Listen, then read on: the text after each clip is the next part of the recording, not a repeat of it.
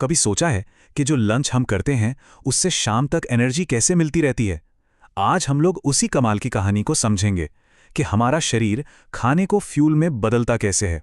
ये एक ऐसी प्रोसेस है जो हर पल, हर सेकंड हमारे अंदर चल रही है, पर हम शायद ही इस पर गौर करते हैं। सवाल तो बड़ा सिंपल सा लगता है ना? लेकिन इसका जवाब एक बहुत ही कॉम्प्लेक्स और सच कहें तो एक फैसिनेटिंग जर्नी में छिपा है। जो सैंडविच हम खाते हैं वो बस गायब नहीं हो जाता, बल्कि वो एक जबरदस्त ट्रांसफॉर्मेशन से गुजरता है। तो चलिए इस सफर पे निकलते हैं। तो ये सब होता कैसे है? इसकी शुरुआत होती है एक प्रोसेस से जिसे हम कहते हैं डाइजेशन यानी पाचन। आसान शब्दों में कहें तो ये हमारे शरीर का तरीका है बड़े बड़े फूड पार्टिकल्स को छोटे छोटे यूजफुल मॉलिक्यूल्स में तोड़ने का। और यही मॉलिक्यूल्स फिर ग्रोथ, सेल रिपेयर और हाँ, दिन भर एनर्जी देने के काम आते हैं।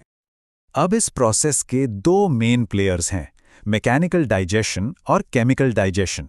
मैकेनिकल डाइजेशन को समझने के लिए सोचिए आप एक बड़े से लकड़ी के टुकड़े को छोटे छोटे पीसेस में काट रहे हैं, जैसे मुंह में चबाना या पेट में घुमाना। और केमिकल डाइजेशन वो उन छोटे पीसेस को जलाकर राख बनाने जैसा है। यहाँ एंजाइम्स नाम के छोटे छोटे मॉलिक्यूल्स खाने को बिल्कुल मॉलिक्यूलर लेवल पर तोड़ देते हैं, और ये दोनों बिल्कुल एक टीम की तरह काम करते हैं। तो खाने की इस जर्नी का मैप कैसा दिखता है? शुरुआत होती है मुंह से, फिर खाना जाता है फूड पाइप यानी इसोफेगस से नीचे पेट में। इसके बाद स्मॉल इंटेस्टाइन में होता है सबसे जरूरी काम, और सफर खत्म होता है लार्ज इंटेस्टाइन में। चलिए इस रूट पर पहला कदम रखते हैं। तो शुरू करते हैं कहानी का पहला चैप्टर।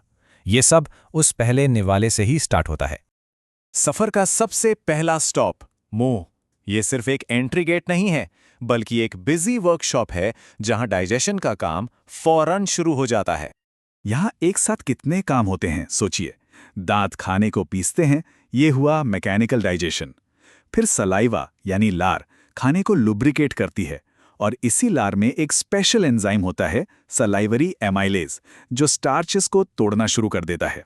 आखिर में जीभ इस सब को एक छोटा सॉफ्ट सा बॉल बना देती है, जिसे बोलस कहते हैं, ताकि उसे आसानी से निगला जा सके। मुंह से ये बोलस जाता है ईसोफेगस यानी फूड पाइप में। यहाँ कोई डाइजेशन नहीं होता, ये बस एक ट्रांसपोर्ट ट्यूब है। लेकिन ये एक बहुत ही स्मार्ट प्रोसेस यूज करती है, जिसे कहते हैं पेरिस्टालिसिस, मतलब मसल्स की एक वेव लाइक मूवमेंट जो खाने को नीचे पेट की तरफ धकेलती है, बिल्कुल वैसे जैसे ट्यूब से टूथपेस्ट निकालते हैं। अगला स्टॉप पेट, और यहाँ चीजें थोड़ी एसिडिक हो जाती हैं। खाना अब हमारे शरीर के सबसे चैलेंजिंग एनवायरनमेंट्स में से एक में एंटर करने वाला है। पेट सोचिए एक पावरफुल मिक्सर की तरह है। इसकी मसल्स खाने को घुमाती हैं और उसे गैस्ट्रिक जूस के साथ मिक्स करती हैं।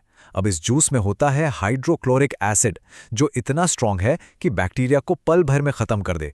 साथ ही होता है पेप्सिन, एक पावरफुल एंजाइम जो प्रोटीन्स को तोड़ने का जरूरी काम शुरू करता है। इस गाढ़े सूपी मिक्सचर को अब काइम कहते हैं।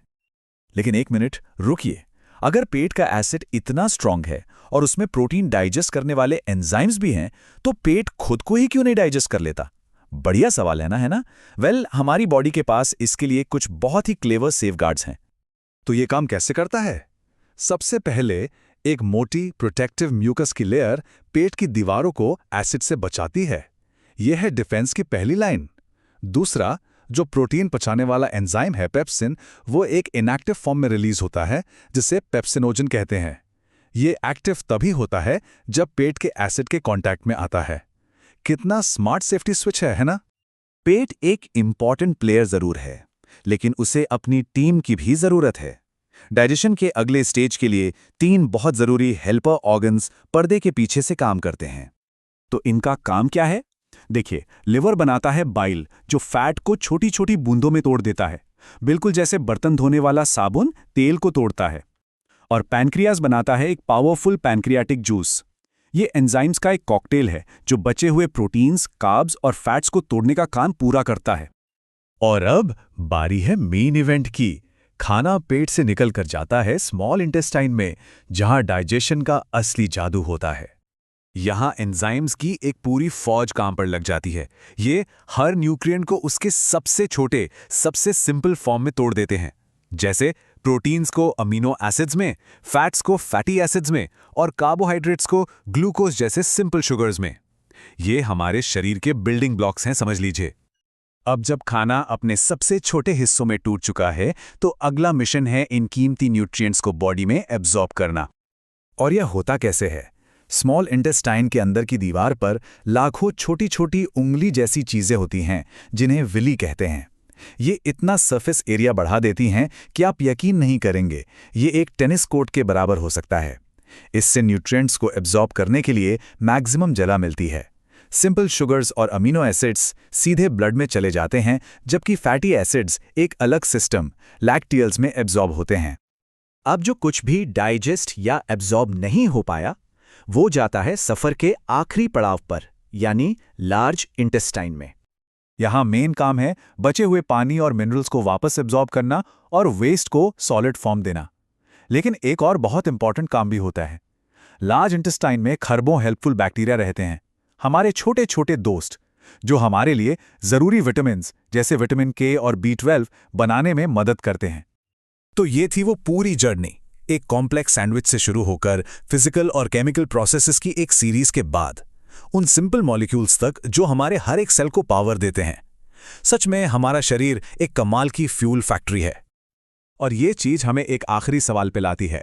अब जब हम जानते हैं कि ये सिस्टम कितनी मेहनत करता है, तो ये सोचना जरूरी हो जाता है कि हम अपने शरीर के इस अनोखे इंजन को चलाने के लिए कैसा फ्यूल चुनते हैं। है ना सोचने वाली बात? इस विश्लेषण को देखने के लिए शुक्रिया।